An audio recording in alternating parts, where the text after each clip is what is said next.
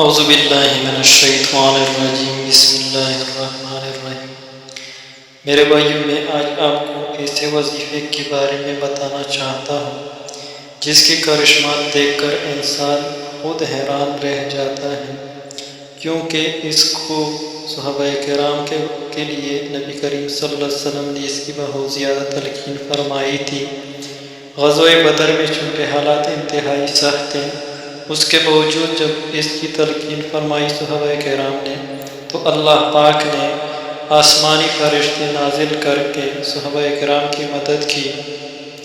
غزوہ خندق میں بہت انتہائی سخت حالات کے باوجود بھی مسلمانوں کو کیسے بچائیں، تو میرے بھائیوں یہ وظیفہ کیا ہے، اس کے بارے میں بہت مفسرین محدثین اور بہت علماء کرام سے یہ نقل کیا گیا ہے کہ حامیم لا ینصرون کا وظیفہ جو بھی کوئی کرے کاروبار کی بڑھتی کے لیے، یا کوئی نوکری چاکری، یا کوئی ایسا کام جو بالکل انسان مایوس ہو اس کو پورا کرنے کے لیے، تو ضرور یہ وظیفہ کرے، یعنی حامیم لا ینصرون۔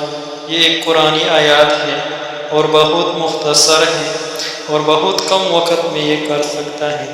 جتنا بھی کرے، جو بھی جتنا چاہے اتنا کر سکتا ہے، لیکن کم از کم صبح کے وقت 41 بار اس کو ضرور پڑھنا چاہیے۔ اللہ پاک اس کی مراد ضرور پورا کر دے۔